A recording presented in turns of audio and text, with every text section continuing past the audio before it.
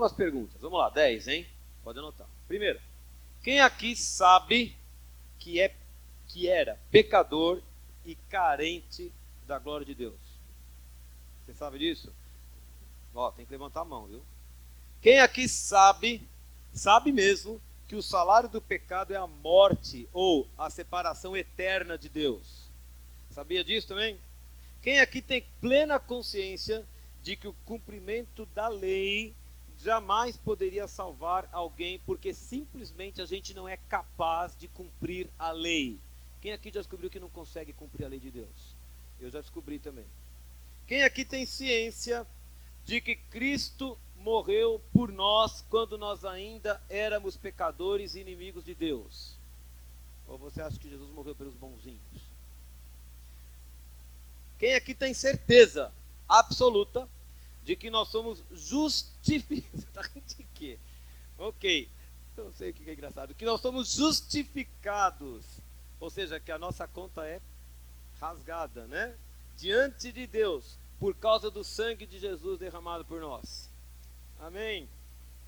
Quem aqui reconhece que o fato de a graça ter sido derramada por nós não nos autoriza a vivermos da forma como quiséssemos, deliberadamente em pecado? A graça, na verdade, é a ferramenta que Deus nos deu para podermos viver livres do pecado. Amém? Quem aqui admite que nós vivemos, coloca no singular, quem aqui admite que vive em constante luta entre aquilo que gostaria de fazer e o que não gostaria de fazer?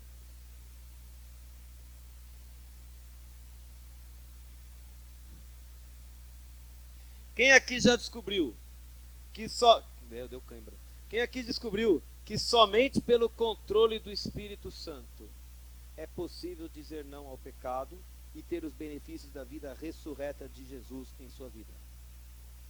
É só o Espírito Santo que consegue fazer essa obra em nós, né?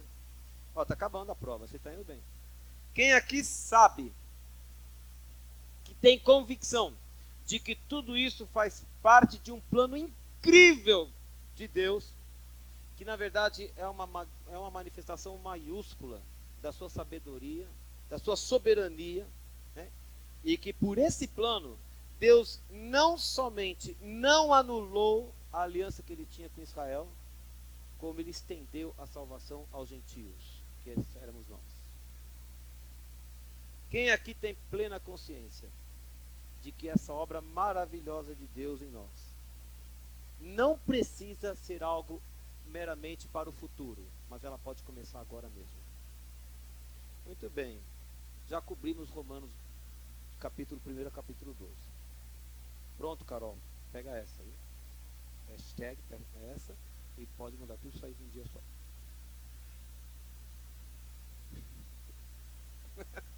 Resumimos o livro aí. Romanos 1 diz que o Evangelho é o poder de Deus para transformar as nossas vidas. E que tudo isso é graças a Jesus Cristo, o Senhor. Todos nós éramos filhos da ira, destinados à ira de Deus. Todos nós. Por causa dos nossos pecados. Mas o Senhor nos amou e nos escolheu. E quando fala em escolheu, eu gosto muito do Ion quando ele fala sobre isso, né? Porque nada como um calvinista para entender isso direito. Ele vira e fala assim, o texto fala assim: o Senhor nos escolheu nele para sermos conformes à imagem do seu Filho. E esse é o ponto que eu entendo na eleição. Deus nos escolheu com um fim. O fim é sermos como Jesus. Deus nos escolheu para sermos como Jesus. E, portanto, para praticarmos o que Jesus praticou. Para fazermos o que Jesus fez. Né? E aí chegamos a Romanos 12. E eu quero fazer alguns comentários, então. Né? Que é o texto predileto da minha mãe.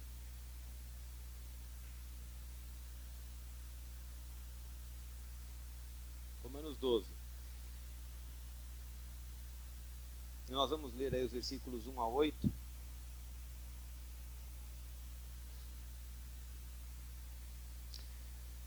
Rogo-vos, pois, irmãos, pelas misericórdias de Deus, que apresenteis o vosso corpo por sacrifício vivo, santo e agradável a Deus, que é o vosso culto racional. E não vos conformeis com este século, mas transformai-vos pela renovação da vossa mente, para que experimenteis qual seja a boa, agradável e perfeita vontade de Deus. Porque pela graça que me foi dada, digo a cada um dentre vós, que não pense de si mesmo além do que convém. Antes, pense com moderação, segundo a medida da fé que Deus repartiu a cada um. Porque assim como num só corpo temos muitos membros, mas nem todos os membros têm a mesma função, assim também nós, conquanto muitos, somos um só corpo em Cristo e membros uns dos outros. Tendo, porém, diferentes dons segundo a graça que nos foi dada. Se profecia, seja segundo a proporção da fé. Se ministério, dediquemo-nos ao ministério. O que ensina, esmere-se no fazê-lo. O que exorta, o faça com dedicação. O que contribui com liberalidade, o que preside com diligência, e quem exerce misericórdia, com alegria. Então, a nossa condição, vocês todos têm consciência, porque passaram no teste, gabaritaram, né? A nossa condição primeira era de perdidos e condenados. O Senhor nos amou, nos escolheu para sermos conforme a imagem do seu Filho. Jesus desceu, morreu em nosso lugar, ressuscitou. O Senhor coloca a fé em nosso coração, nós cremos no sacrifício de Jesus, Ele assume o controle da nossa vida, nós somos regenerados, somos justificados e somos habilitados com o Espírito Santo para vivermos da forma que o Senhor espera que nós vivamos. Amém? Então, a partir do momento em que nós tivemos um encontro com o Senhor Jesus, Ele nos habilita a andarmos em justiça e fazendo a sua vontade. Em outras palavras, a partir do momento que temos um encontro com Jesus, Ele nos habilita a servi-lo. Estamos falando sobre serviço de novo. Pare mais uma vez para falar de serviço. Vou falar de serviço até Jesus mandar. Aí quando Ele mandar mudar a música, a gente muda. Agora, esse texto me chama a atenção porque ele mostra a vontade do Senhor, ou o serviço, sendo realizado em dois planos. Um plano individual e um plano corporativo. E eu queria compartilhar isso com vocês nesse texto de Romanos aqui, ok? Então, nos versículos 1 e 2, eu vou descobrir como no plano individual eu posso servir a Deus. E vocês conhecem de cor esse versículo aí, esses versículos. O pessoal que faz aí conceito transferível e tudo, já fala o versículo de trás para frente também. Mas basicamente, o que o texto fala é que para servir a Deus no plano individual, é necessário haver um sacrifício pessoal. Ele fala lá, pelas misericórdias de Deus, eu vos rogo que apresenteis o vosso corpo por... O sacrifício custa, meu querido. Por isso que chama sacrifício.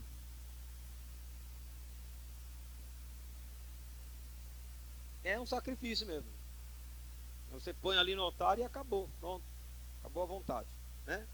Então é um sacrifício. Mas havia no Antigo Testamento sacrifícios que tinham aromas agradáveis e sacrifícios de aroma não agradável.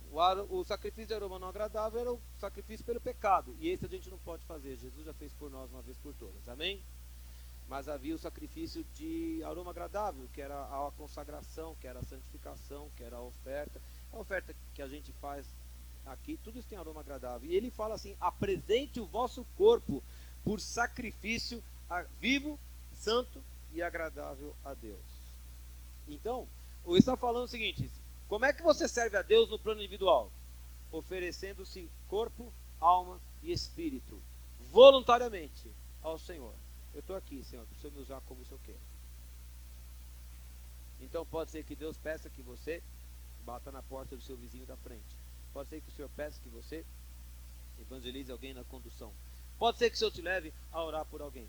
Pode ser que o Senhor te leve a mandar uma mensagem ou fazer um telefonema abençoando uma pessoa.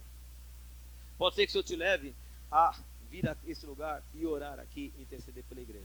E isso é serviço que você faz. Corpo, alma e mente, servindo ao Senhor. Mas aí ele fala outra coisa. Não é, o segundo ingrediente para você servir individualmente a Deus é, versículo 2, não se conforme com o século. Não Na verdade, ele está falando que você tem que manter uma distância regulamentar, segura, né, dos valores que o mundo prega, que o mundo defende, que o mundo ensina. Não tome a forma do mundo. Não pense como o mundo. Não faça como o mundo. Distancie-se. Fique longe. Porque senão você não pode servir ao Senhor. Mas nós temos aprendido que não dizer não significa dizer sim. Entendeu? Não dizer não significa dizer sim. Porque uma coisa é eu deixar de olhar o que o mundo está ensinando. Outra coisa é o que o versículo continua falando. Mas transformai-vos pela renovação da vossa mente. Deus não espera apenas que eu me distancie do mundo, mas Deus espera que eu comece a trabalhar a minha mente para pensar como Deus pensa sobre as coisas. Se eu apenas me afastar do mundo, mas eu não empregar um tempo para aprender o que Deus pensa, a minha mente vai ficar vazia. Não presta. Então, no momento em que eu resolvi que eu não quero mais saber o que eles têm para me dizer lá fora, eu quero saber o que Deus tem para me dizer aqui dentro. E isso faz parte do serviço para Deus. Então, eu entendo que Deus quer usar o meu corpo, que Deus quer usar a minha vida integralmente. É uma entrega integral. Eu estou aqui para pensar as coisas de Deus, para agir debaixo da direção do Espírito de Deus, para usar o corpo para a glória de Deus. Então eu entendo que eu vou ter que passar por uma reformulação na minha mente sobre como me relacionar com as pessoas, sobre como me relacionar comigo mesmo, como entender as coisas de Deus, como devia ser o procedimento do cristão no mundo. E eu vou precisar então me afastar do que o mundo diz, porque as relações familiares, as relações sociais, elas são todas distorcidas pelo mundo, e eu preciso aprender a pensar como Deus pensa. O resultado? Experimentar a boa, agradável e perfeita vontade de Deus. É um conhecimento que extrapola o intelecto, que vai muito além de algo que eu posso apenas relatar com palavras, mas de uma experiência viva. E aí eu olho para a minha vida e falo, nossa, Deus me tirou deste lugar e me levou para aquele. Quanta coisa aconteceu na minha vida, porque eu me dispus a servir ao Senhor, corpo, alma e espírito. Amém? Agora, é muito interessante porque esta é uma relação vertical entre mim e Deus. Está aqui nesse plano. Mas Deus não trata apenas no vertical. Deus trata no horizontal. O vertical e o horizontal. Vertical e o horizontal. E eles têm que trabalhar juntos. E é por isso que vem o restante do capítulo. Agora, como é que eu sirvo a Deus no plano corporativo? É impossível servir a Deus somente nesse plano. De alguma forma, esta transformação que Deus faz na minha vida, de alguma forma, esse controle que Deus assume sobre a minha vida, de alguma forma, a transformação que Deus opera na minha mente tem que se manifestar em alguma coisa no plano horizontal. E é por isso que eu não consigo entender crente que não se envolve com a obra de Deus de alguma forma na igreja. É uma coisa que não entra na minha mente. Eu não estou falando que você tem que morar na igreja. Eu estou falando que não faz o menor sentido você falar que você mantém uma comunhão com Deus e que você serve a Deus se esse serviço não se manifesta de alguma coisa. Sabe por quê? Porque Deus colocou 12 talentos e habilidades em você. Mas esses dons, talentos e habilidades não são para servir a Ele assim. São para servir assim. Gostei que também grave assim. Romanos 12, 3 a 8, então, vai mostrar o aspecto corporativo. Isso aí. Então eu quero... eu esqueci, Lipe, de pedir, mas ok, agora deixa eu falar. Esse serviço de Deus vai exigir 3 atributos. Ok?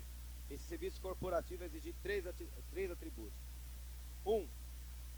Versículo 3, vamos lá, o que ele fala? Pela graça que me foi dada, digo a cada um dentre vós que não pense de si mesmo além do que convém. O nome disso é obrigado. Dicionário ambulante aqui. Humildade. Ele falou humildade. Pensar, não pensar de si mesmo além do que convém. Primeira coisa, meu querido, tenha uma atitude humilde. O Senhor nos tem falado nessas semanas sobre uma atitude humilde. Reconhecer o outro superior a si mesmo. Não terem visto o que é seu, mas o que é do outro. Não pensar nas próprias necessidades, mas pensar nas necessidades do outro.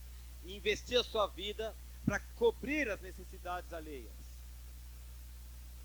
Isso é princípio de Deus, porque Jesus resolveu lavar o pé dos discípulos e falou: do jeito que eu fiz, eu quero que vocês façam também. O problema em Coríntios, a gente viu na semana passada, é que aqueles crentes imaginavam os dons como uma forma de obter prestígio ou de mostrar graus de espiritualidade diferenciados. Ah, eu tenho o dom de curar, eu tenho o dom de línguas, eu tenho o dom de interpretação, eu tenho o dom de operar prodígios e milagres. Eu sou mais espiritual do que você, porque você não faz nada disso. E era um perigo. As pessoas podiam então, elas estavam sujeitas ao perigo de se acharem melhores que as outras, por conta dos dons que estavam colocados nelas. E o problema é quando a gente entende o dom pelo prisma da autovalorização. Diga autovalorização. Os talentos que Deus nos dá, sejam eles espirituais, sejam eles seculares, ok, os talentos manuais que você tem, o seu intelecto, os talentos que Deus nos deu não são jamais para a autovalorização. Na verdade, a gente precisa praticar outra coisa que se chama autoavaliação. Diga autoavaliação. Ele fala: não pense de si mesmo além do que convém, pense com moderação. Também não mandou pensar abaixo do que convém. Você tem que conhecer o que Deus te deu. Se você é profeta, não tem problema, fala: eu sou profeta. Se você é mestre, amém, então você é mestre. Se você tem o dom de operar milagres, então você tem o dom de operar milagres. O importante é não se gabar do que você tem. Porque a palavra de Deus fala em Coríntios que nada que nós temos veio de nós mesmos. Tudo, diga tudo, tudo que nós temos veio do Pai. Então, se você tem o talento que Deus te deu, ele não é seu, foi Deus que te concedeu. E se é um erro você se gabar do que não é seu, é um erro também você negar o que Deus te deu. Vou repetir. Se é um erro você se gabar do que Deus te deu, é erro também você negar o que Deus te deu. Não negue. Deus te deu um talento, Deus te deu um dom, põe para funcionar. Mas não é nesse plano, é nesse. É nesse. Tem uma história em Neemias que chama muita atenção. Você sabe que Neemias é um livro dedicado a contar a reconstrução dos muros de Jerusalém. E o capítulo 3 de Neemias é muito interessante, porque ele conta quais foram os grupos que reconstruíram. Parece que a cidade foi setorizada, e a impressão que dá, além do capítulo 3, é que os grupos reconstruíram os muros de uma porta até a outra, de uma porta até a outra, até a quina da cidade, e de porta em porta. Mas tem um trecho do muro que caiu sob a responsabilidade dos habitantes de Tecoa, que eu não sei se era uma aldeia próxima, uma cidade, alguma coisa assim. Mas o texto fala em Neemias 3, versículo 5, não precisa abrir lá, ele fala que os nobres de Tecoa se recusaram a pegarem picareta, martelo, prego e construir muro. E o texto deixa muito claro: os nobres se opuseram, se rebelaram mesmo e disseram: Neemias, desculpa, eu tenho sangue azul, eu não pego picareta. Princípio da autoridade. E o Senhor mandou registrar na palavra do Senhor. Deus mandou Neemias registrar, porque eles não quiseram submeter à autoridade que o rei tinha dado a Neemias, por ordem de Deus, né? E essa atitude obstinada, esse coração endurecido, na verdade, ele é alimentado pela presunção, pelo orgulho, né? Eu sou nobre, eu não faço esse tipo de serviço, meu serviço é outro. Esse tipo de atitude jamais pode contribuir para o crescimento do povo e jamais contribui para a realização da obra de Deus, de jeito nenhum. Por isso que ele fala, não pense de si mesmo além do que convém. Pense com moderação. Por isso que a gente precisa lembrar sempre, nós temos talentos. Deus coloca talentos. Deus coloca habilidades e desenvolve. Ontem eu comentava aqui no curso à tarde com os adolescentes que eu entendi claramente que Deus me colocou numa sala de aula para me ensinar a falar em público. E 30 anos depois eu entendo o que Deus fez. E eu consigo ver o processo de Deus realizando na minha vida. Era um talento que estava lá escondido. Que com 13 anos não apareceria, com 18 anos não aparecia, com 20 anos não aparecia, mas depois com 23, 24, 25 anos ele começou a ser formado. E hoje o Senhor me habilita a falar em público, embora eu não goste. Ninguém sabe disso, né? Detesto falar em público, não gosto de microfones. Faz parte, Deus mandou, a gente faz o que Deus manda. Então, primeiro ponto, vamos lá de novo? Primeiro ponto, uma atitude humilde. Diga, uma atitude humilde. Isso significa que não importa a graduação que você tenha, desculpa usar o termo graduação, que nem é um termo muito adequado, mas você entende. Não importa o status que tem dentro do corpo de Cristo. Não importa. Isto não vem ao caso. Use o que Deus te deu. Use o que Deus te deu. Ele te deu para usar. Segundo, diga aí, serviço intenso e sincero. Isso aí. Quando eu digo sincero, estou querendo dizer sem intenções pessoais.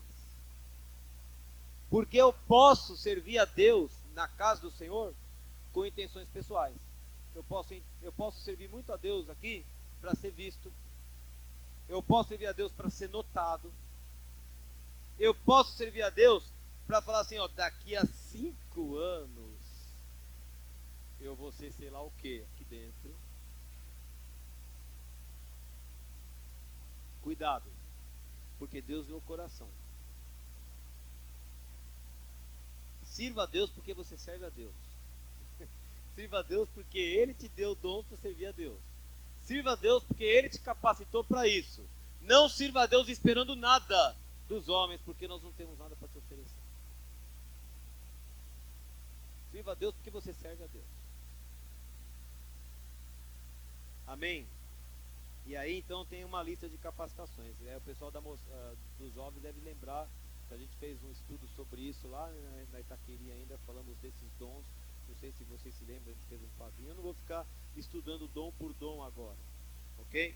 Mas ele lista alguns dons aqui, rapidamente passando por eles aqui. Ele fala de novo a metáfora do corpo, que nós vimos na semana passada, né? Ele fala da unidade que nós temos em Cristo. Ele fala da relação de dependência que existe entre nós, porque somos membros do mesmo corpo.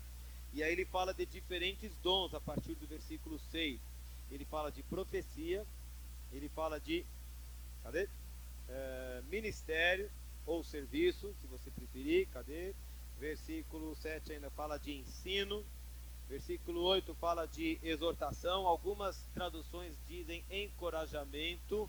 Não sei se é isso que a sua Bíblia tem essa palavra aí. O versículo 8 ainda fala de contribuição. Ainda fala de presidir, ou de governo, ou de liderança. E ainda outros falam de misericórdia. Nós temos então uma relação de dons aqui. Esta relação não traz os dons de sinais que você vê em Corinto. Aqui não se fala em dom de línguas, de interpretação, visão. Aqui não está falando de operação de milagres, de cura. Aqui ele fala de dons de relacionamento mesmo, né? Dos dons que são usados para coordenar o trabalho do corpo. Sempre tem alguém precisando aprender. Sempre tem alguém precisando ouvir uma direção de Deus. Sempre tem alguém que precisa de um encorajamento, que está na pior aí. Você tem que ouvir uma palavra de encorajamento, de exortação. Exortação não é só bronca. Tem gente que acha que exortar é só ficar descendo cajado na pessoa. Exortar não é necessariamente isso. ok? Pode às vezes ter, mas não é o caso. Sempre haverá alguém que precisa de uma... Alguém tem que liderar, alguém tem o dom de contribuir, porque Deus deu mais, ou deu uma bonança maior, ou porque Deus colocou mais recursos, ou porque Deus colocou um coração desprendido. Sempre haverá. E esses são dons de serviço, que estão aqui disponíveis para o corpo de Cristo. Então vamos lá? Eu me ofereço a Deus, para que Deus use a minha vida integralmente, que Deus use os meus talentos, que Deus use a minha inteligência, que Deus use o meu espírito, que Deus cure a minha alma para usar para Ele, que Deus use o meu bolso, ok, que Deus use o que Ele quer usar de mim. E aí eu aprendo como Deus pensa, eu me afasto do mundo e começo a enxergar a minha vida em função da ótica de Deus. E quando eu percebo que é muito maior do que a gente pode imaginar o que Deus tem guardado para nós, então eu começo a ver a necessidade de espalhar isso com o corpo. E eu começo a perceber então que Deus me deu habilidades espirituais ou não. E aí eu posso compartilhar isso com os meus irmãos. E isso promove o crescimento do corpo. Mas a partir do versículo 9, e achei muito legal o testemunho da Luciana por causa disso, se bem que eu não vou chegar, eu vou chegar na véspera do versículo seu, tá? Eu vou chegar até o versículo 13. E o versículo 14 é exatamente assim, é nevrálgico assim, esse ponto dentro do seu testemunho. Dos versículos 9 a 13, você vai encontrar a chave para isso funcionar. Assim como vimos na semana passada. Na semana passada nós estávamos falando no capítulo 12 de Coríntios. E o Senhor estava nos mostrando que Ele nos coloca, que o Espírito Santo concede dons para nós, que o Senhor Jesus organiza ministérios na igreja, e que Deus, o Pai soberano, estabelece realizações para cada comunidade que serve ao Senhor. Esta aqui tem alguma coisa para fazer neste lugar para o Senhor. E a gente precisa descobrir. E por isso que a gente está vindo aqui orar. E a gente precisa ouvir Deus falar com a gente. Amém? Então é por isso que você precisa orar. E Deus não chamou a gente para viver numa espécie de kibbutz espiritual, que fica aqui assim, olha, eu planto oração, você colhe louvor, e aí a gente fica aqui trocando informação aqui dentro. Deus não chamou a gente para isso. Deus não chamou a gente para isso. Fica aqui uma ministração aqui, sabe? Eu ministro com a Rosa ministra comigo, eu ministro com a Débora ministra comigo, eu ministro com a Mariana comigo, eu ministro com o Natan ministra comigo. Não é isso que Deus falou, embora isso aconteça. Deus mandou a gente vir aqui, ministrar uns sobre os outros e alcançar lá fora o mundo. E a gente precisa de estratégia. Amém? E Deus não mandou o Fábio ganhar o barro todo. O barro não, o bairro. Deus mandou a igreja.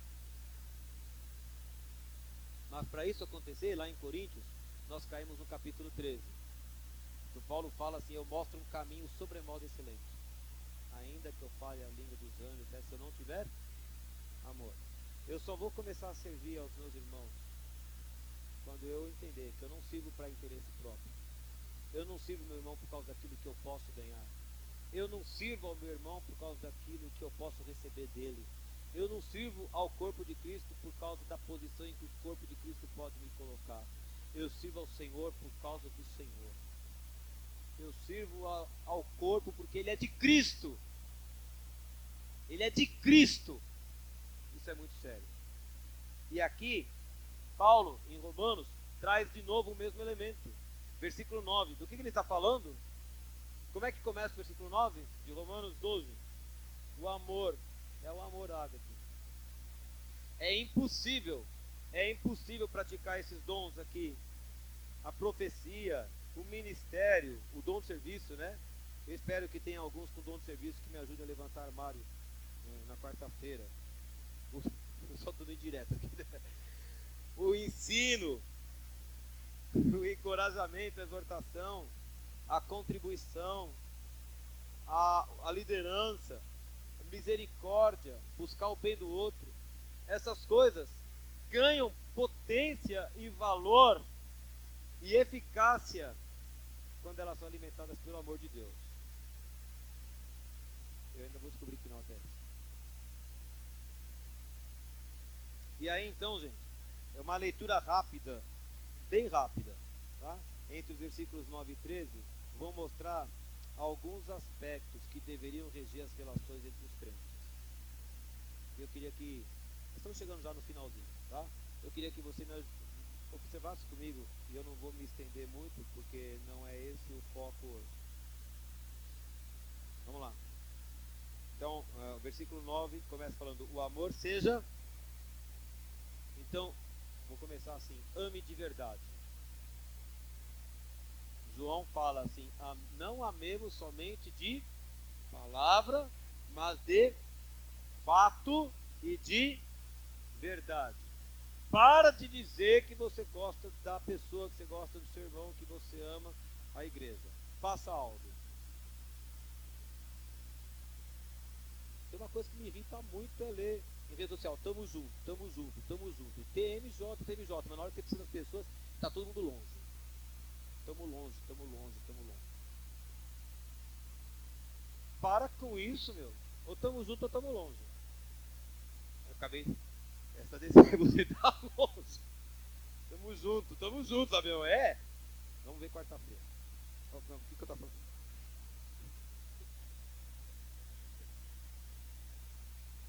Detestai o mal, apegando-vos ao bem. Quando você estiver perto do seu irmão, quando estiver em comunhão com a sua irmã, jamais, jamais, jamais seja com a intenção de ver o mal do outro, de fazer o outro pensar, de deixar o outro magoado. Jamais seja para depois frustrar aquela pessoa. Isso é dolo.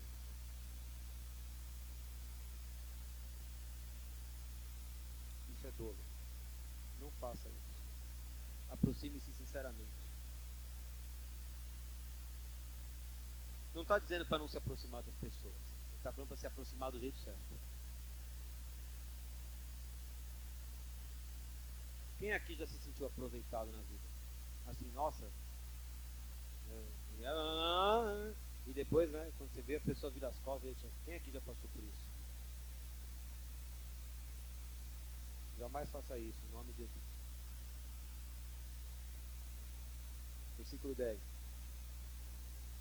Amai-vos cordialmente, com amor fraternal.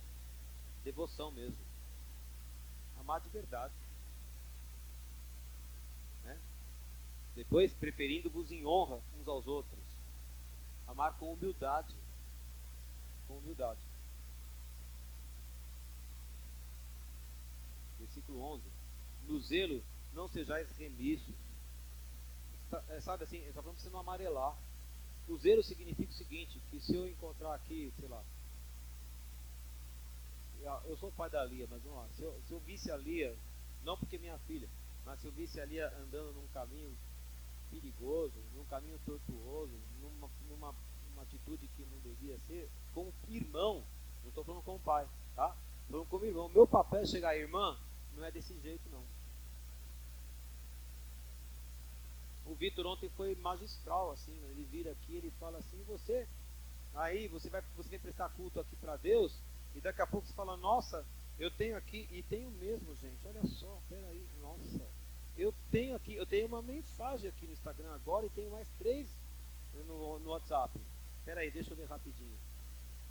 O que eu esperava é que o Mateus saísse correndo lá da cadeira dele, e viesse, pegasse o celular da minha mão e jogasse na parede agora, e quebrasse e tudo. Não. Menos. Ele é capaz de fazer isso. Mas o que se espera é que você vire para o seu irmão e fale: para com isso agora. Você está prestando culto a Deus. Isso é zelo. Isso é zelo. E quando você vê que o outro está falando o que não deve, quando o outro está se comportando, que a brincadeira que o outro está fazendo passou do limite, você chega no irmão, porque você ama o irmão, fala: cara, não é por aí. Isso não é de Deus, não. Isso é zelo. Ele não vai gostar de ouvir, já estou te avisando. Ninguém vai gostar de ouvir. Ninguém gosta. Mas é zelo. Não seja remisso. Não seja omisso. Tem que dizer para o irmão, está errado o que está fazendo. Ele fala aí em versículo 12: regozijai-vos na esperança, pacientes na tribulação, perseverantes na oração. Desculpa, quarta-feira.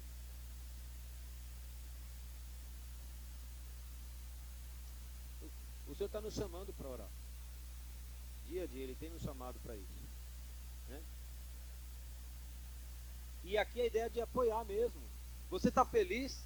Você está conseguindo suas vitórias? Eu estou feliz com você. E você? Está orando pela minha tribulação que eu ainda não venci? Mas eu vou vencer. Por quê? Porque eu estou contando também com a tua oração, porque eu sei que você está orando por mim todo dia.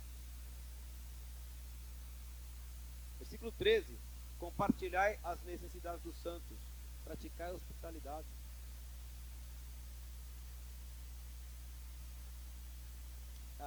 Algumas versões da Bíblia, você sabe que isso aqui foi escrito em parágrafos, né? A Bíblia não foi escrita em capítulos nem em versículos, ela foi escrita em parágrafos, isso é uma carta, né? Em algumas versões da Bíblia fazem algumas distinções, né? O comportamento entre nós, do crente com os outros crentes, e a partir do versículo 17 ele começa a falar do comportamento do crente com os que não têm Jesus ainda, né? Que é o caso aí, não torneis a ninguém mal por mal. E dá vontade, né? De a pessoa aprender uma lição que merece, né? Mas o Senhor nos ensina a fazer diferente. Deus, há coisa de 1 ano, mais ou menos, Deus começou a criar dentro de nós um espírito de família.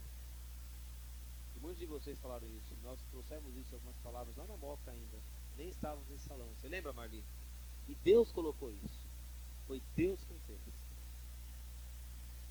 Esse sentimento tem que ser... Qual a palavra certa, meu Deus?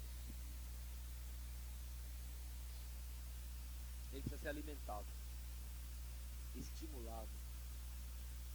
Foi Deus quem deu, mas a responsabilidade de manter é nossa. E isso é serviço. Isso é serviço. Efésios capítulo 4. Efésios capítulo 4. Eu estou indo para os finalmente aqui. Versículos 15 e 16. Seguindo a verdade em amor. Olha aí. O amor de novo. Está vendo? Seguindo a verdade em amor. Cresçamos em tudo naquele que é a cabeça, Cristo, de quem todo o corpo tem ajustado e consolidado pelo auxílio de toda junta, segundo a justa cooperação de cada parte, efetua o seu próprio aumento para edificação de si mesmo em amor. Paulo aqui não dá outra saída. Quem quer ver o crescimento da igreja? Eu não estou falando meramente de um crescimento numérico, embora eu creia que seja uma consequência de qualquer corpo sadio. Mas eu penso no crescimento das nossas vidas também. É um crescimento num plano individual, é um crescimento dos ministérios, que naturalmente vai brotar num crescimento, porque as pessoas vão agregando, elas vão reconhecendo a presença do nosso meio, o Senhor vai trazendo as pessoas, elas vão se convertendo, vão se transformando, vão sendo discipuladas. Esse é o operar de Deus. É assim que as coisas acontecem. Mas Paulo coloca uma condição. Isso só acontece segundo a justa cooperação de cada parte. E justo, aqui, eu gosto de falar isso lá na escola, vou falar aqui. Justo significa que não fica nem aquém, nem além. Justo é exatamente isto. Como se nós fôssemos blocos colocados um do lado do outro, um do lado do outro, um do lado do outro, onde não há brechas, onde um não passa por cima do outro, não aperta, também não fica um longe do outro, com um vácuo assim. Nós somos como edifício, tijolo com tijolo, colocados um do lado do outro. Essa é a justa cooperação. O que acontece é que o edifício cresce. Esta é a casa de Deus. Esta é a casa de Deus. É assim que Deus nos quer ver. Então, hoje, e eu creio que eu estou encerrando essa série sobre serviço. Deus me deu vários textos nesses meses todos e hoje eu acabei aqui. Mas Deus quer que nós nos apresentemos a Ele, para cultuá-lo com nossas vidas, com o nosso serviço. E o nosso serviço é uma forma de adoração a Deus. E Ele quer, depois, que nos ofereçamos ao Senhor, para que Ele nos use no corpo de Cristo. Hoje, você está sendo desafiado a se apresentar ao Senhor integralmente. Senhor, tome conta do meu pensamento, do meu corpo, de tudo que me diz respeito, dos meus talentos, dos meus bens. É tudo teu. É tudo teu. Venha renovar minha mente. Venha me ensinar a pensar como o Senhor pensa, amar o que o Senhor ama, detestar o que o Senhor detesta. Venha me ensinar a me comportar corretamente. E se apresente a Deus. E agora, Senhor, me use para abençoar o povo, aquilo que o Senhor colocou em mim. Quantos? Quantos? É ruim perguntar assim, mas vamos lá. Quantos tem essa disposição no coração?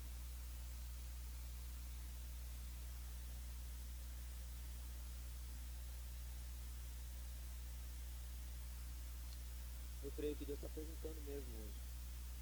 Com quem eu vou contar aqui? Com quem eu vou contar?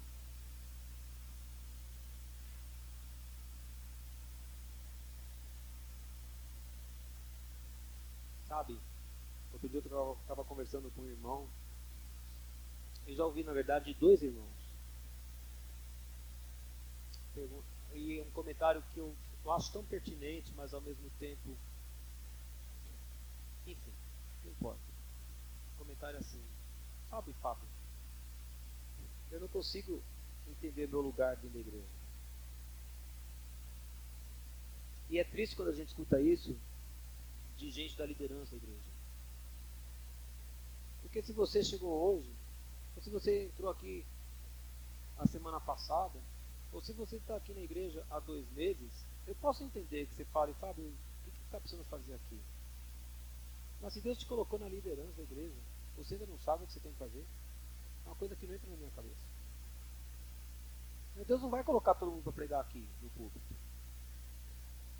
Mas isso não quer dizer que não tem trabalho para fazer. São coisas completamente diferentes. Tem um monte de coisa para ser feita. Tem um monte de coisa para ser feita. E talvez você fale assim: eu nem quero falar no púlpito. Mas Deus te deu habilidades que eu jamais conseguirei fazer. Porque eu não sou completo. Eu não tenho. E eu vejo que Deus sempre está perguntando: com quem eu posso contar aqui? Com quem eu posso contar? E eu quase que vejo Jesus passando o nosso meio aqui, olhando na sua cara e falando: posso contar com você? Posso contar com você?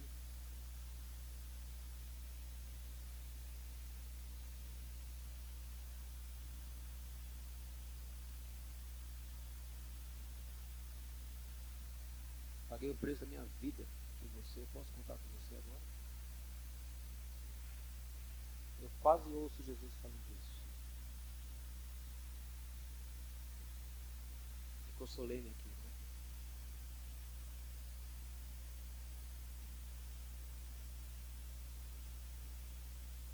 Tudo aqui é por causa de Jesus. Eu vou trazer uma frase que eu vi em Atibaia de um pastor. Não lembro qual pastor que falou nessa temporada. Não lembro em que circunstância ele falou. Tá bom? Não lembro nada disso, mas eu lembro da frase. E a frase foi essa. Presta atenção. Se você saiu da sua igreja por causa de fulano, beltrano ou ciclano, então você nunca entrou nela por causa de Jesus. Vou repetir essa frase. Se você saiu da sua igreja por causa de A, B ou C, então você não entrou nessa igreja por causa de Jesus. Você entrou por causa das pessoas. E quando elas te decepcionaram, você foi embora. Aqui, nós não estamos aqui para ver quem entra e quem sai. Nós estamos aqui, já estamos aqui. Nós já estamos. A pergunta é com Jesus mesmo. A sua conversa é com Jesus, não é com o Fábio. Eu estou aqui falando com vocês porque Jesus olhou na minha cara e falou: posso contar com você? Ele podia ter me cuspido fora há muito tempo. Não faltam motivos para ele fazer isso.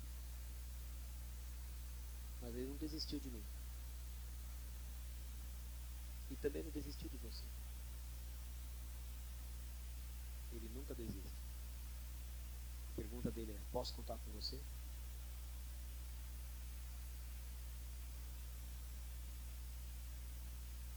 E nós vamos quebrar esse muro que algumas pessoas têm visto aqui.